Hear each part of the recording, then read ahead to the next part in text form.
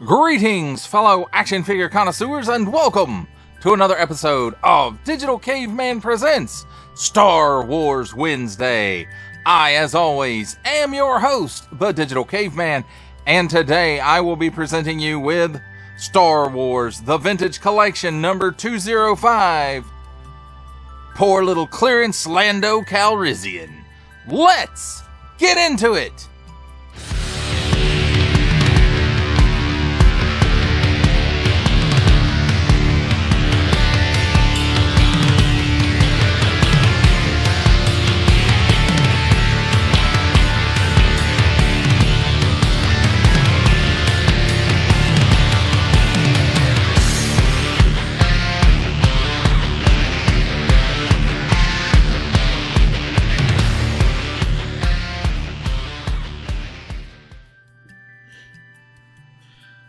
Let's start things off with a look at the packaging, and of course, nice retro type packaging. And I haven't bought a 3 3/4 inch Star Wars figure in a very, very long time. 4 and up, there's the assortment numbers if you need that kind of thing. Warning, don't stick things in your pie hole that don't belong there. The card pieces or the hook, peg hooks punched out. Star Wars Empire Strikes Back, Lando Calrissian, and then there's a nice blister showcasing the figure and accessory. And of course, we've got that nice band around it in the classic Kenner style, along with the classic Kenner pill with the name on it. Kenner, of course, because it's Hasbro. And then a nice photo of Billy D. Williams as Lando Calrissian from The Empire Strikes Back. On the back, VC 205 Star Wars, and again that nice banding, the Vintage Collection. Here's the cross sale of Emperor Palpatine IG-11, Hoth Luke Skywalker, Lando Calrissian, Imperial Royal Guard, Admiral Akbar, Han Solo Endor, and Tebow. And here we have each sold separately, subject to availability and all that good stuff. Small fine legalese print, includes figure and 2 accessories, some more small fine legalese, made in China print, symbols I'm not going to learn, barcode, Disney print, Hasbro print. Attention, especially don't stick things in your French pie hole that do not belong there. Warning, attention, Octoon, don't stick things in any other language pie hole that do not belong there. And that, my friends, is a look at the packaging. Let's take a look at the figure and his accessory. And here we have handy dandy tweezers to knock down Lando. We'll stand him back up though. And handy dandy tweezers to take a look at his blaster here. It's got a nice little silver paint out on the end of it. And it does have a silver dry brush all over the black part. It does have lots of nice molded details for this scale, which used to be the scale I collected for many decades. So, very nice looking. Now let's take a look at the figure, and I'm going to start this off with the soft goods. Okay, like this collar leaves a bit to be desired. A little bit of stitching would have gone a long way. And the fabric it's quite stiff and it doesn't lay naturally. Now I will say, at least it's got this little string part in the front. You can take it off if you want to for those parts that you might want to recreate of him without the cape. So now let's talk about the molded detail, or sculpted detail.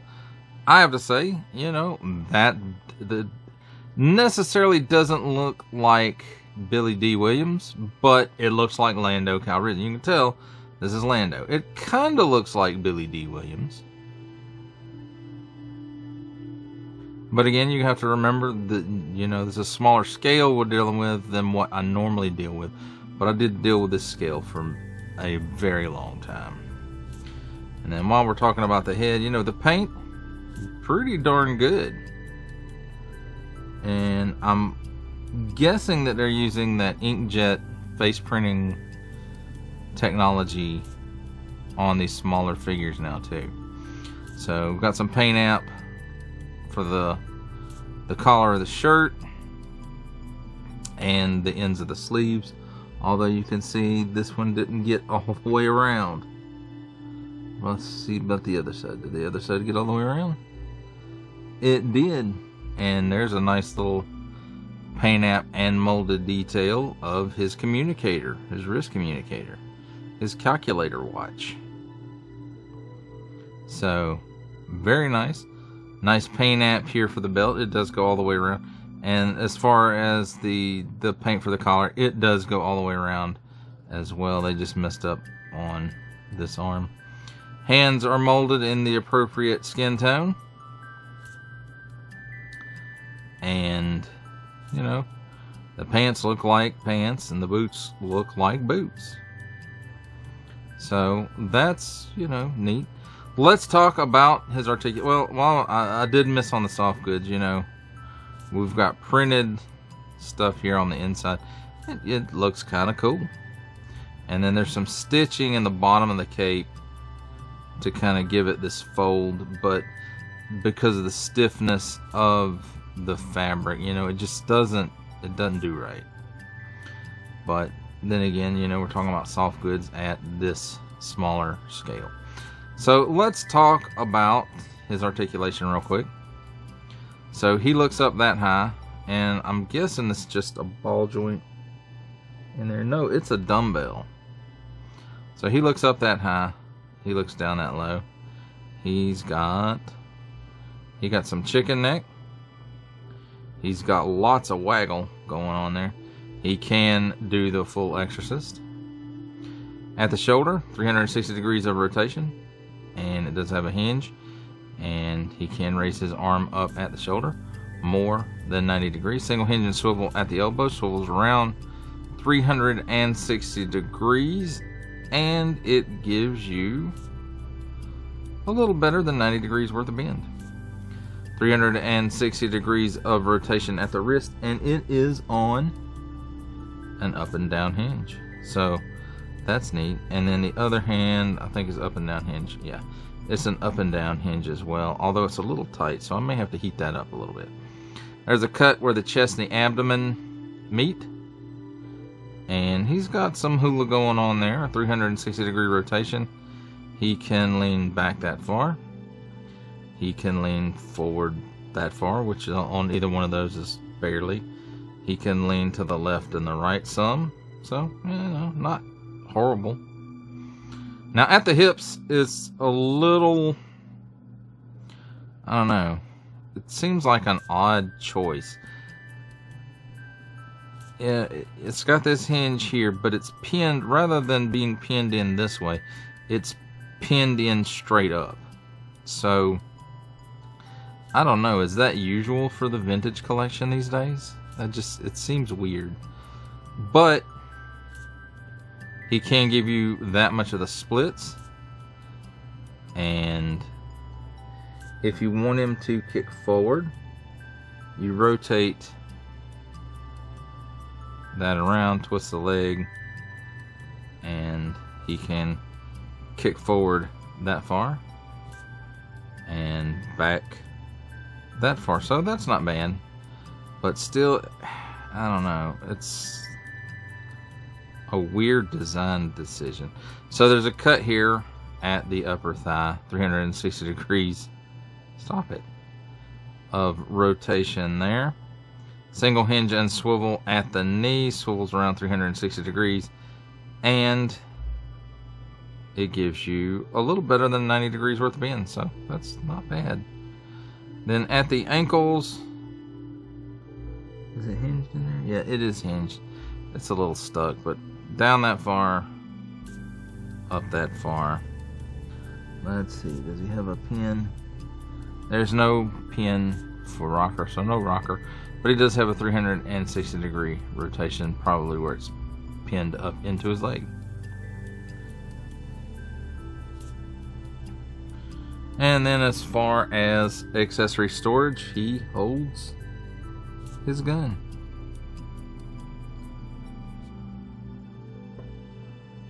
So, there you have it, my friends. A look at the figure and his accessory. It's time for my favorite part of a review, comparisons. And here we have Star Wars, the Vintage Collection, Lando Calrissian, with a couple of 3 3/4 inch Lando Calrissians. I can't tell you which Star Wars line that they come from other than Hasbro. And then in the back, Star Wars the Black Series, Bespin Lando Calrissian, and Star Wars the Black Series, General Lando Calrissian. For our last set of comparisons, here we have Star Wars, the Vintage Collection, Lando Calrissian from Empire Strikes Back, with, from the Marvel Legends series, making his cameo appearance, Stan the Man Lee. From G.I. Joe Classified series, the Hasbro Pulse exclusive Regal variant Cobra Commander. From Star Wars the Black Series, the Archive Edition 501st Legion Clone Trooper. For a 7-inch scale comparison, from the Masters of the Universe Masterverse line, the 40th Anniversary He-Man.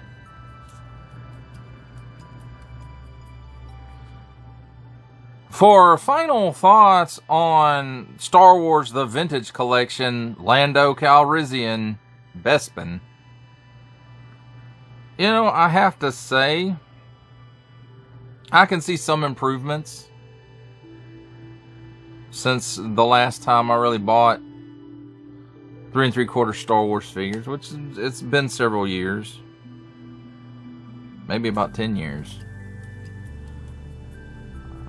You know, there's some stuff that's kind of the same, like the soft goods not laying properly. You know, there's, you know, the water dip method, or the water spray dry, all that. You know, there's methods to get it to do what you want it to do, but, you know, I feel like out of the box,